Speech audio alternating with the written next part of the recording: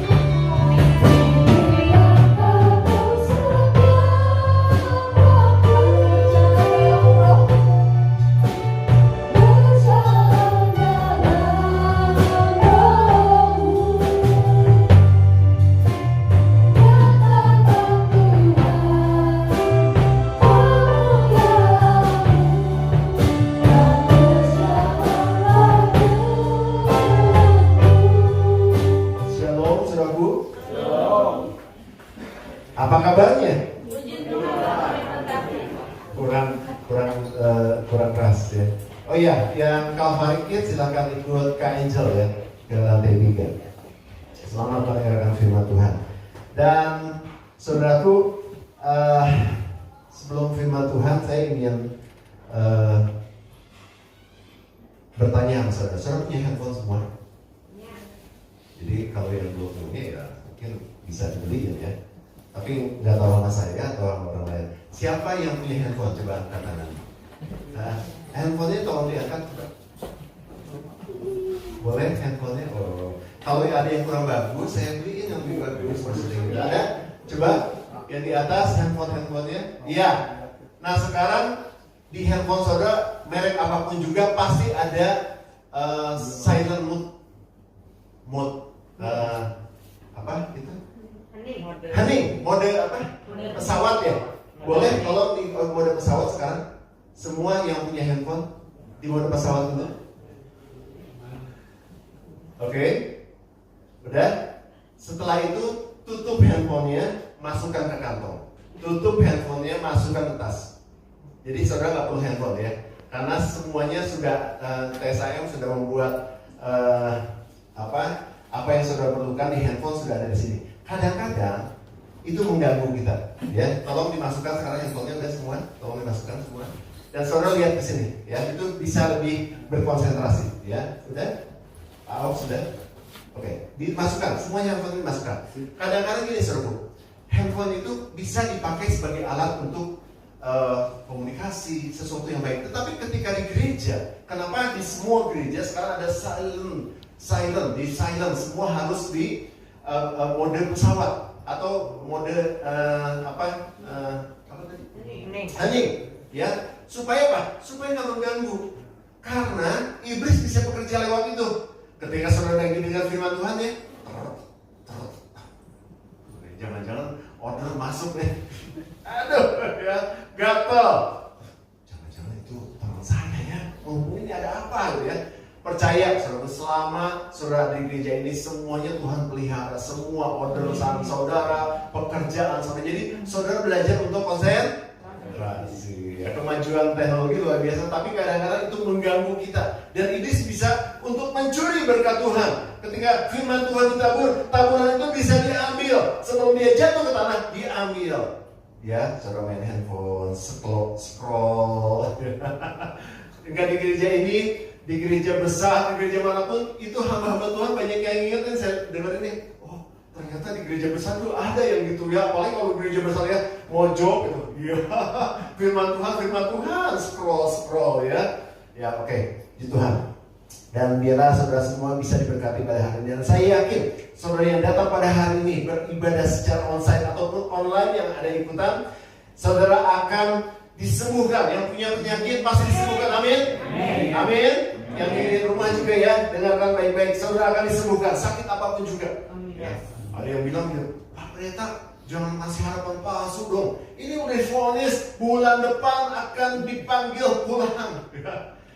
Saudaraku, firman Tuhan katakan apa? Tuhan berikan kesembuhan, kesehatan. Kalau dia nanti memang harus pulang, ya udahlah pulang. Tapi kita doanya jangan doa dia mati, tapi doain kesembuhan. Dan saudara percaya, saudara akan diberikan umur yang panjang. Amin. Saudara akan melihat semua kebaikan Tuhan. Saudara yang datang dengan masalah, siapa yang punya masalah? Tuhan akan berikan solusi. Setiap orang punya masalah. Tadi pada ngangkat tangan ya, mungkin masalahnya berat banget.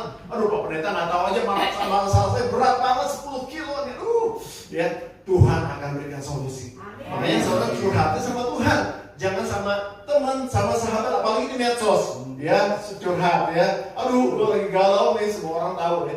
Curhatnya sama Tuhan, dan Tuhan akan berikan solusi dalam masalah kita. Amin. Puji Tuhan. Dan saya percaya, saya yakin juga bahkan Tuhan akan memulihkan kehidupan kita di dalam segala kehidupan kita. Karena kita punya Tuhan yang besar dan hidup. Amin. Siapa yang percaya Tuhan kita berkuasa, angkat tangannya, berikan tepuk tangan yang paling Tuhan. Oke, saudaraku, kemarin saya ngurus QRIS gereja, atau orang bisa dibilang QR, atau orang bank sih bilangnya Kris. Kris, iya. Kris panggil. Oh gitu. Jadi sekarang kita punya QRIS ya, nanti saudara bisa lihat. Jadi saudara yang misalnya nggak punya uang di dompet secara cash gitu ya, saudara bisa pakai handphone. Nanti setelah firman Tuhan boleh handphonenya di mode normal lagi ya. Nanti saudara bisa scan. Kan sekarang anak-anak muda seperti itu ya. Atau kalau yang punya uang ya persembahan secara online. Nah, ketika kemarin saya ngurus QRIS itu saudara ya, ternyata cuma satu ya persyaratannya, KTP, kartu tanda penduduk, itu aja. Ya itu sangat simpel sekali. Tetapi ternyata itu hal yang penting karena KTP ini menunjukkan identitas kita, siapa kita. Ya, saya penduduk Indonesia secara resmi. Kemudian juga di KTP itu ada jenis kelamin. Kalau enggak laki-laki, perempuan, L atau P. Enggak ada di tengah-tengahnya. Ya, ini udah sesuai dengan firman Tuhan. Tetapi ada di beberapa negara sekarang jenis kelamin itu gender ya sebenarnya. Gender. Nah itu ada lagi tambahan loh saudara. Wah itu gawat. Ya jadi ada laki-laki atau perempuan. Jadi yang enggak laki-laki atau enggak perempuan itu enggak sah jadi penduduk Indonesia. Ya kalau di Indonesia puji Tuhan Indonesia masih mengakui laki-laki perempuan. Tapi saudara ada banyak orang-orang yang pindah gender, transgender, terus ada lagi yang banci, terus ada lagi yang homo, ya itu sebenarnya nggak diakui dan itu merupakan kekejian buat Tuhan. Betul, saudara, ada firman Tuhan nih dan mereka nggak dapat bagian dalam kerajaan surga. Jadi kalau saudara melihat orang yang banci atau yang homoseksual, transgender, saudara harus kasihan mereka. Mereka harus bertobat. Mereka harus percaya Yesus dan balik lagi. Kalau dia laki-laki balik lagi laki-laki, kalau dia wanita balik lagi wanita, harus. Karena nggak ada bagian dalam kerajaan surga.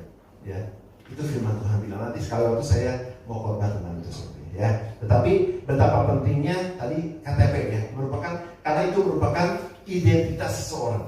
Ya, dan kemanapun saudara pergi di dompet, selain ada duit, ATM, kartu kredit, ada apa? Karena itu menunjukkan identitas seseorang, ya, puji Tuhan.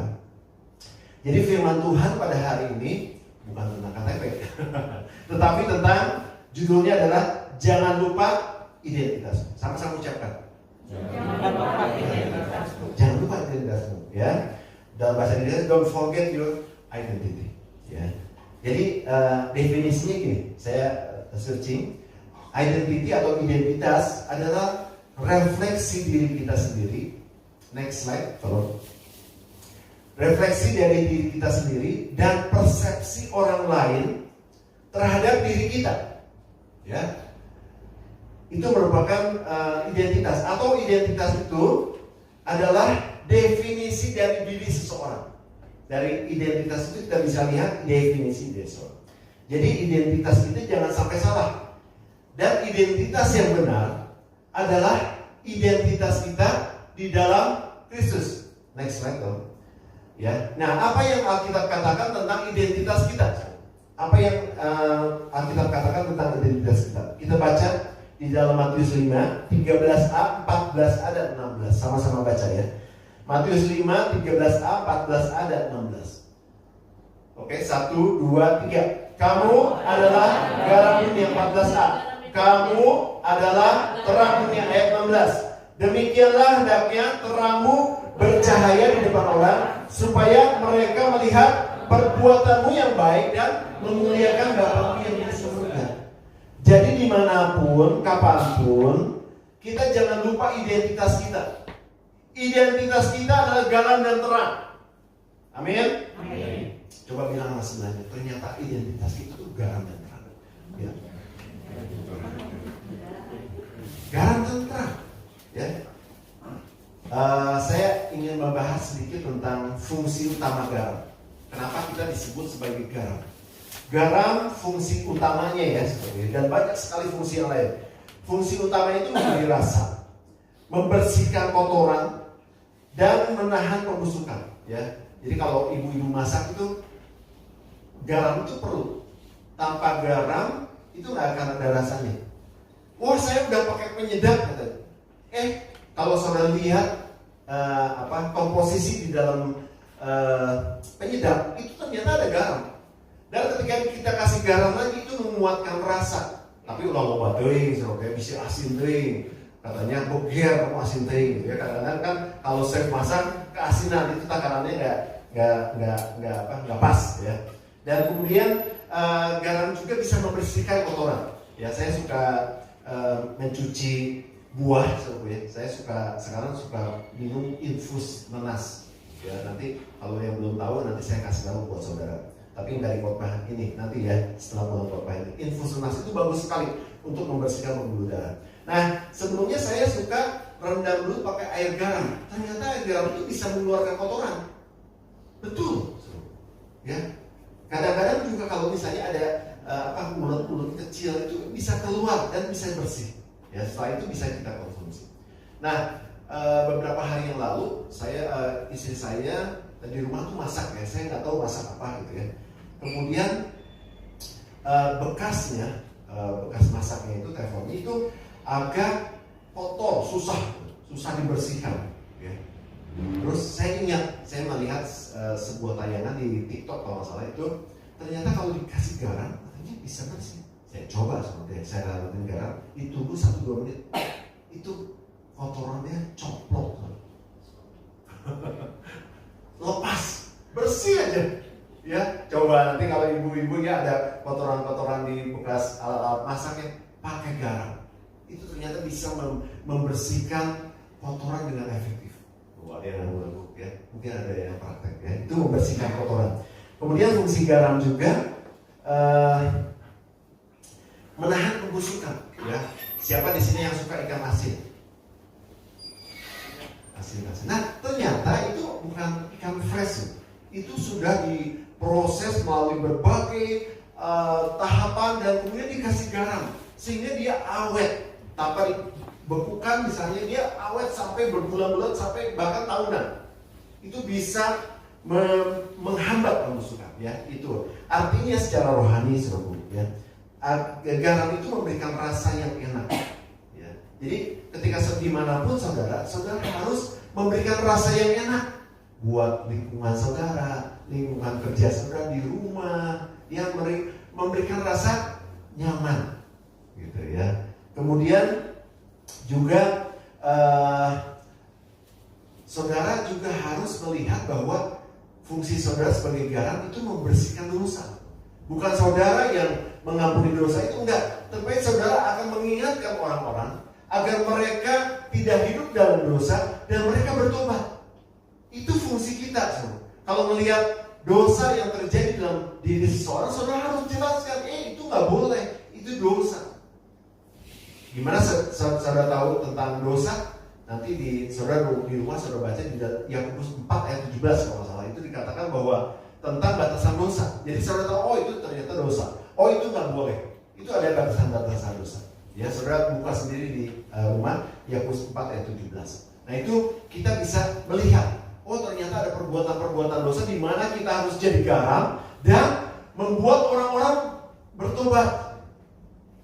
Kemudian fungsi yang ketiga tadi, garam itu membersihkan kotoran dan mencegah pembusukan. Ya, pembusukan itu bicara soal dosa. Sehingga ketika saudara berfungsi sebagai garam, orang-orang tidak akan sampai membusuk ya, dan masuk neraka. Ketika saudara menjadi garam, saudara bisa membuat orang-orang bertobat, percaya kepada Yesus dan mereka semua diselamatkan. Ya. Kemudian identitas kita adalah sebagai terang. Sebagai apa saudara? Terang. Sama-sama ucapkan terang. Terang. Ya. Terang itu untuk menyinari, menuntun, ya, dan melenyapkan kegelapan. Ya. Sekali waktu saya di rumah lagi gelap malam-malam, saya mau cari emergency lamp yang kecil ya. Tapi saya ingatnya saya taruh di lemari di sebelah sana. Padahal saya udah tahu tempatnya. Karena gelap gulita gitu ya. Jadi saya coba turun. Kemudian saya tersambung beberapa barang karena gelap. Tetapi ketika saya ambil emergency lamp ya, kemudian saya nyalakan, saya bisa beraktivitas lagi dengan tanpa saya tersambung. Ternyata sinar itu bisa menuntut orang. Oleh sebab itu firman Tuhan ada bilang begini, Firman-Mu itu pelita bagi kakiku dan terang bagi jalanku. Dia akan menerangi. Ketika kita berfungsi sebagai terang, ya, saudara ya, maka kita akan bisa menerangi jalan-jalan hidup orang. Kita bisa membuat orang tidak tersandung, tidak jatuh dalam dosa, dan kita bisa membawa mereka kepada kebenaran. Itu fungsi kita sebagai garam dan terang. Coba colek sebelahnya, teman-teman yang udah mulai ngantuk, ya, karena baru beberapa menit. Coba colek sebelahnya, coba colek sebelahnya. Kamu ngantuk ya? Colek dong. Oh, saling colek. Ada yang ngantuk nih. Ya. Atau aslinya kedinginan ya. Kita itu garam dan terang. Coba bilang lagi, kita garam dan terang. Haleluya ya. Jadi kita harus menerangi, bukan digelapi. Ngerti nggak saudaraku ya?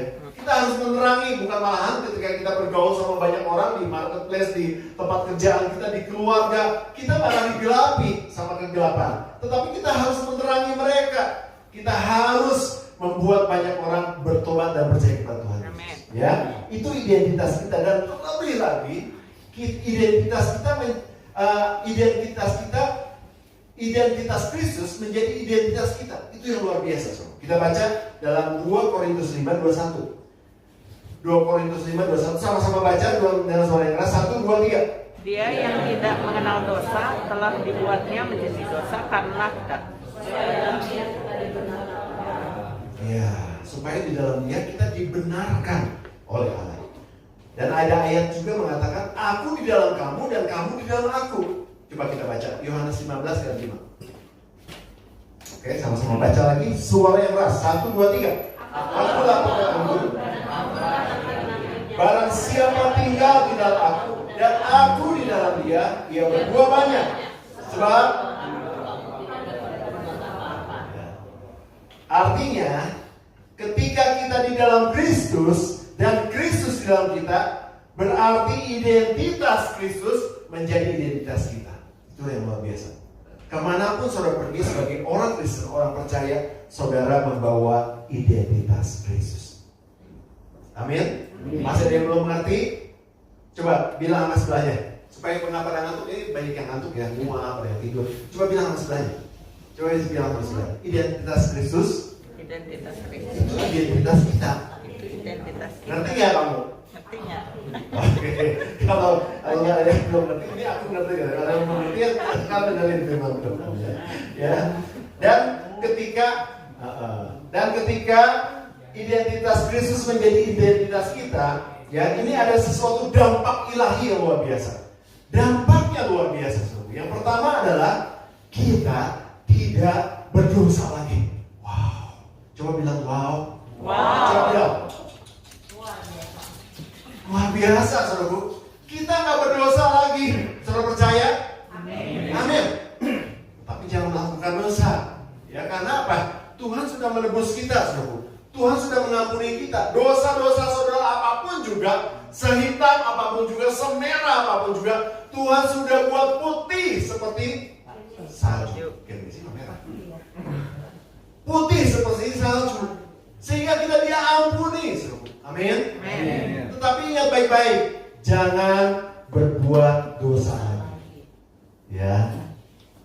Batasan dosa nanti saudara baca ya, Yakobus 4 ayat 17 di rumah nanti. Saudara bisa tahu, gak usah tanya Pak Nathan, gak usah tanya pendeta. Wah, kira-kira itu dosa gak ya? Gak usah. Saudara baca aja ya, saudara tahu. Oh, ternyata gak boleh. Dosa gitu ya. Oh, Bu, itu dosa, itu gak boleh. Di mana batasannya? Baca ayatnya nanti di rumah. Ya, PR buat saudara ya. Sehingga saudara tahu, oh iya gak boleh. Dan jangan melakukan dosa lagi. Ya, itu yang pertama, dampak yang luar biasa. Ya. Kemudian yang kedua adalah kita dijadikan anak Allah. Kita diangkat menjadi anaknya, saudara. Yang dulunya bukan, tapi ketika kita percaya Yesus, kita diangkat menjadi anaknya. Itu wah, privilege yang luar biasa buat kita. Itu sesuatu yang dahsyat. Kita jadi anak-anak Allah. Ya. Coba kita baca di dalam Galatia 3 ayat 26. Yuk. Ini bukti bahwa kita sebagai anak Allah. 1, 2, 3. Sebab kamu semua adalah anak-anak Allah karena iman di dalam Yesus Kristus. bahwa Yesus luar biasa. Bilang sama sekali kita anak Allah. Bilang sama sekali kita anak Allah. Kita anak Allah. Ya, identitas kita harus benar, saudaraku. Amin. Kadang-kadang kita, aduh, saya mah nggak punya apa-apa ya. Aduh, saya mah begini, saya mah, aduh, sakitan, saya mah miskin, saya mah, aduh. Kita anak Allah.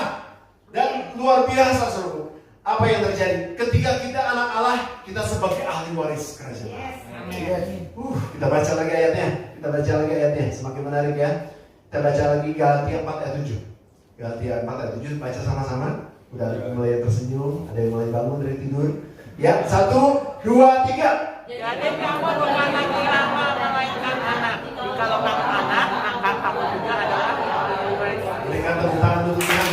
Kita adalah ahli waris Tuhan. Amin. Luar biasa. Kalau di sini ada konglomerat, taruhlah saya sebut namanya Bapak Abun misalnya. Bapak Abun seorang konglomerat. Saya diangkat jadi anaknya. Kebagian warisan nggak? Dia punya hartanya 1 triliun. Saya 100 miliar nggak dapat kali ya? Karena sudah ada anak, sudah diangkat menjadi anak, udah ada suratnya. Nathanael menjadi anak Bapak Abun. Sehingga ketika Bapak Abun membagi warisan, Nathanael kebagian 60%. Misalnya seperti itu. Kita diangkat anak oleh Tuhan, saudaraku. Kita ahli waris kerajaan Allah, amin. Sekali lagi berikan tepuk tangan buat Tuhan Yesus. Dan itu identitas kita, itu kita semua, saudaraku. Amin. Haleluya ya. Dan kalau kita posisi kita sebagai anak, ingat ya, kita anak, bukan keponakan. Kita ini anak, bukan sahabat, bukan teman, tapi anak. Berhak untuk mendapatkan ahli waris. Berhak mendapatkan warisan daripada Allah, ya. Dan kalau kita anak, prioritasnya biasanya utama, paling penting.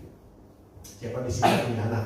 Yang udah punya anak, pasti kalau mama cucu, ini katanya aku butuh ini untuk sesuatu yang baik. Lagi gak punya duit nih, dikasih ya? Pasti diusahain. Bentar ya, 2 kali 24 jam, mama pasti ada uang buat kamu ini. Ini penting, soalnya misalnya buat untuk kuliah. Ya pasti percaya. Wah, tiba-tiba dapat uang dikasih buat anaknya. Prioritas utama. Ketika kita menjadi anak tuh kita prioritas dari Tuhan. Luar biasa, saudara. Ya, itu sesuatu yang dahsyat. Sebagai posisi sebagai anak yang dahsyat untuk kita semua, saudara ya. Dan kita sebagai ahli waris, kita mendapatkan bagian dalam kerajaan surga. Nah, saudaraku, yang kedua adalah ketika kita menjadi anak Allah, ya, fungsi kita harus membawa damai. Itu ada di firman Tuhan. Banyak sekarang orang-orang percaya, ya, tanda kutip, itu tidak membawa damai. Ketika dia ada di partai, ketika dia ada di tempat pekerjaan, ketika dia ada di rumah, tidak membawa damai. Tuhan bilang ketika kita menjadi anak-anak Allah, kita harus membawa damai. Peacemaker. Coba kita baca ya. Ini bukan kata saya, tapi kata firman Tuhan. Yuk sama-sama baca 1, 2, 3. Berbahagialah orang yang membawa damai karena mereka disebut anak-anak Allah. Artinya kemanapun saudara pergi, saudara harus membawa damai. Kemanapun saudara ada dimanapun saudara ya, saudara bukan membawa gosip, membawa fitnah, ya, atau membawa masalah, tetapi saudara harus membawa damai dimanapun saudara berada. Ya, itu yang kedua, ya, dampak yang sangat luar biasa itu kita dijadikan sebagai anak Allah. Yang terakhir adalah kita punya warga negara surga. Amin. Haleluya. Kita baca dulu ayatnya. Filipi 3:20. Ini puji Tuhan ya.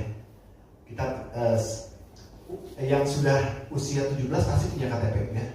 Tetapi kita semua yang percaya Yesus, kita punya warga negara surga. Ya, kita baca. Filipi 3:20. 1, 2, 3. Karena kewargaan kita adalah di dalam surga.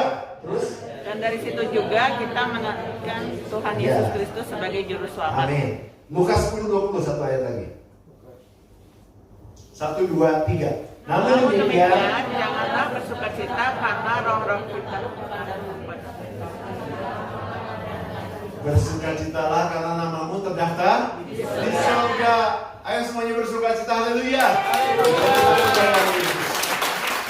Ini bukan cerita kisah panjang tapi janji Tuhan buat kita semua. Kita punya warga negara surga. Beberapa teman saya waktu zaman kuliah, dia senangnya luar biasa, senang banget. Ya, kenapa sih kamu sampai senang banget begitu? Ya, sekarang ada dua begitu. Kemudian bikin syukuran besar-besar kayak pernikahan dulu. Karena memang dia orang kaya. Terus apa yang terjadi? Dia kenapa dia senang banget? Dia dapat green card.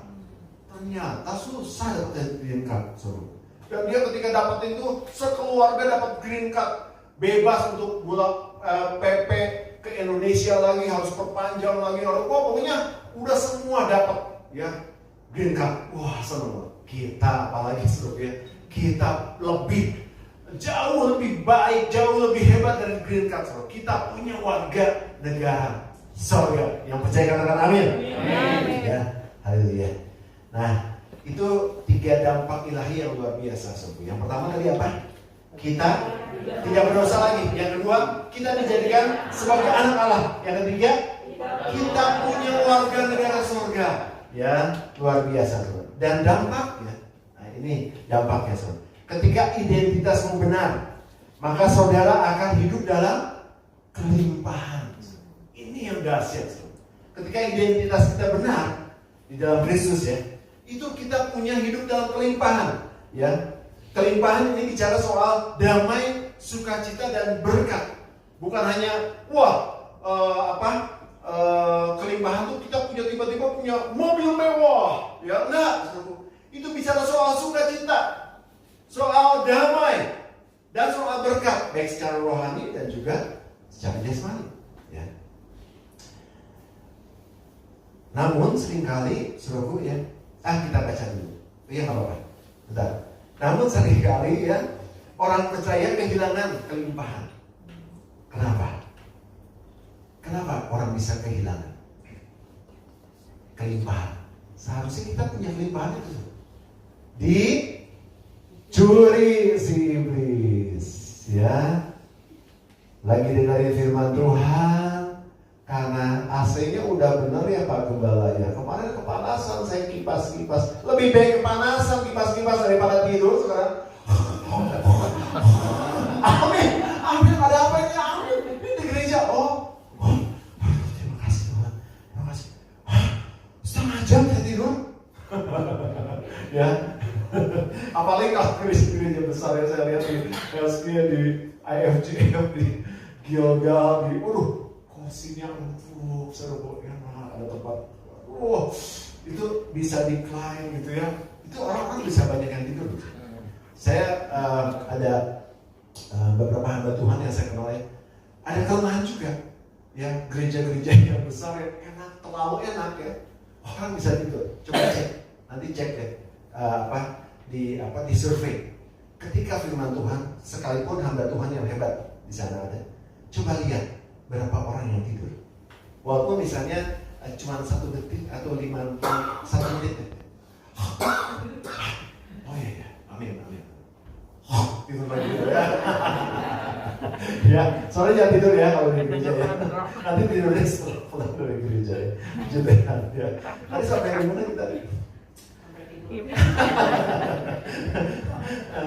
Orang dalam dicuri iblis. Nah, mencuri berkat. Iya, karena dicuri sama si iblis. Ya. Datang terlambat dicuri sama si iblis. Kamu tadi harusnya bersukacita, baru datang sekarang. Poin terakhir. Gak apa-apa, ntar kamu baca ya di notulen kebaktian ada ya.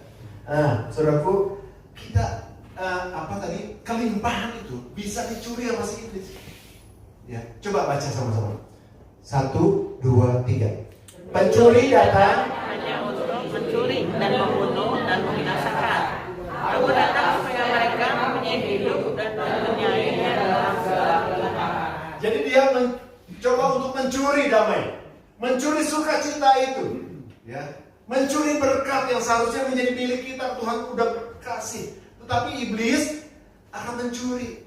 Ya, oleh sebab itu kita harus berhati-hati, berjaga-jaga. Gimana caranya? Tingkatkan relationship saudara dengan Tuhan. Tambah hari, lebih sering lagi, lebih akrab lagi, dan semakin baik lagi. Itu saudara. Itu kuncinya. Agar apa? Agar iblis tidak mencuri damai, tidak mencuri berkat, tidak mencuri sukacita yang Tuhan berikan buat kita. Ya, amin. Haleluya. Jadi ingat, ketika identitas Kristus menjadi identitas kita, kita akan alami apa? Kelimpahan. Ketika identitas Kristus menjadi identitas kita, dampaknya apa? Kita akan alami kelimpahan. Itu janji Tuhan, saudara. Ya, itu janji Tuhan buat kita semua. Amin. Pada siapa Engkau Tuhan, pencipta segala yang ada, dulu sekarang sampai selamanya. Hanya Engkau Tuhan, hanya Engkau Tuhan. Tak terselami pikiran, tak terukur panjang setia. Haleluya. Dulu sekarang sampai selamanya. Yes, amin. Haleluya. Selamanya. Hanya Engkau Tuhan. Engkau Tuhan. Katakan aku. Sembah Engkau, Yesus.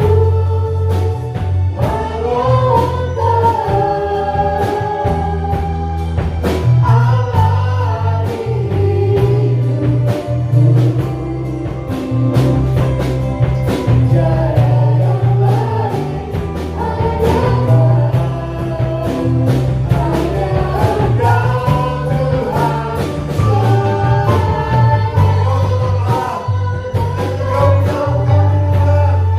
hanya Engkau Tuhan.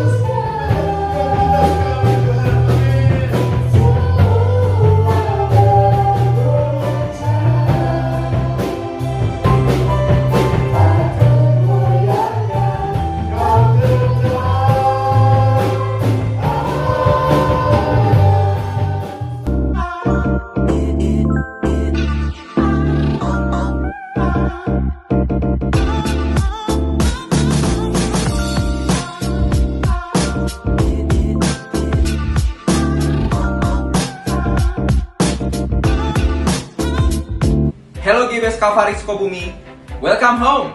Selamat datang di ibadah GBS Calvary Sukabumi. Senang sekali bisa bertemu dan berfellowship dengan Anda sekalian. Bagi Anda yang baru pertama kali hadir di ibadah GBS Calvary Sukabumi, welcome.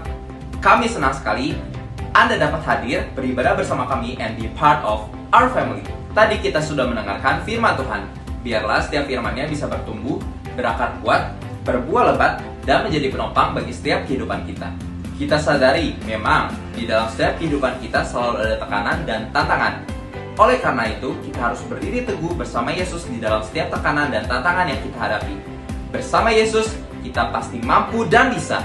Setiap hari Rabu kita ada doa puasa jam 5 sore di GBS Calvary Sukabumi.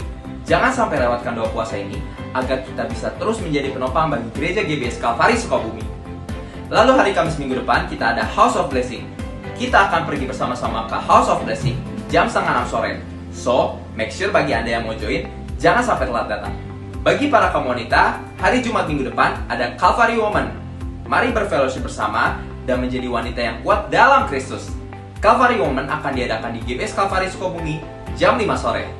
Untuk para teenagers, youth, college, and young adult, hari Sabtu minggu depan kita ada Calvary Youth yang akan diadakan di GBS Calvary Sukabumi jam 5 sore. So, don't miss it out. Setiap hari Minggu kita akan ada ibadah raya jam 8 pagi di GBS Calvary Sukabumi di lantai 1 dan lantai 2, dan Calvary Kids di lantai 3. Jangan sampai lewatkan setiap firman-Nya yang dapat menyegarkan setiap kehidupan kita. I see you all guys there.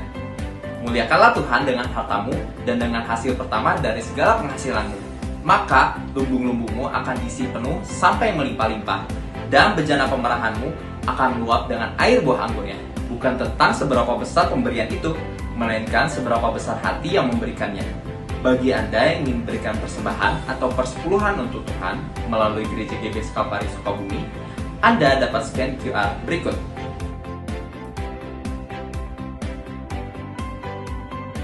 Atau transfer ke nomor rekening berikut ini.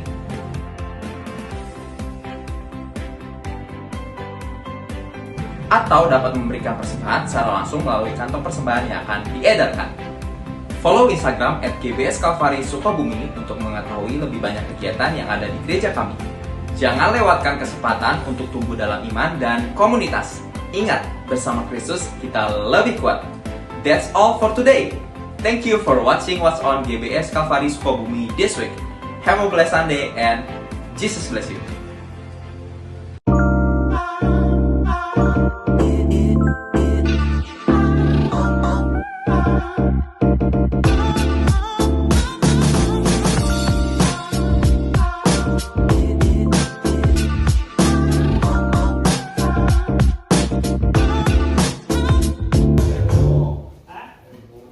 Puji nama Tuhan. Biar kita memperhatikan pengumuman-pengumuman yang tadi. House of Blessing minggu ini di rumah Ibu Dewi ya.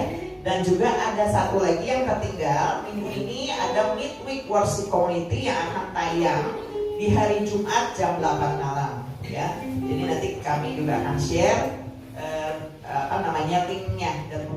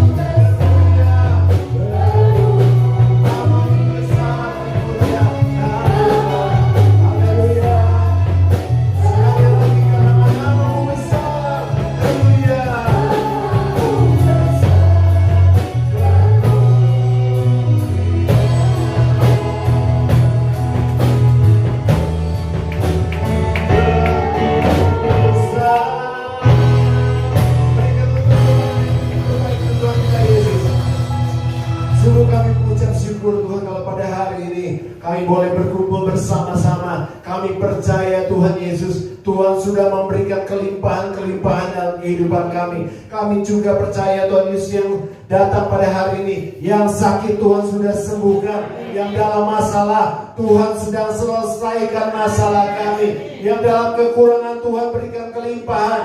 Dan kami percaya Tuhan pemulihan atas segala sesuatu dalam kehidupan kami terjadi. Tuhan sedang kerjakan perkara-perkara yang dahsyat, yang luar biasa dalam kehidupan kami, karena kami punya Tuhan yang hebat, yang luar biasa.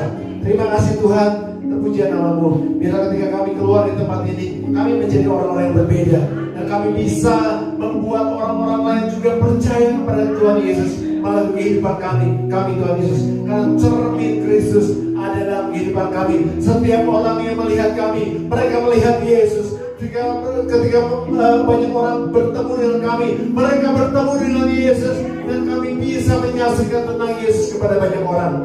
Terima kasih Bapa, terpuji nama-Mu Yesus, dari gagal sampai gagal. Saudaraku, mari kita angkat tangan kita. Saudaraku, terimalah berkat dari surga, berkat dari Allah Bapa, Allah Putra dan Allah Roh Kudus akan memberkati hidup nikahmu, memberkati keluargamu, memberkati pekerjaan dan hasil kerjamu, memberkati kesehatanmu, memberkati studimu, mulai pagi hari ini sampai Tuhan Yesus datang yang kedua kalinya. Terima berkat itu di dalam nama Tuhan Yesus Kristus. Semua yang percaya sama-sama katakan amin. Tetap angkat tanganmu dan angkat pujian.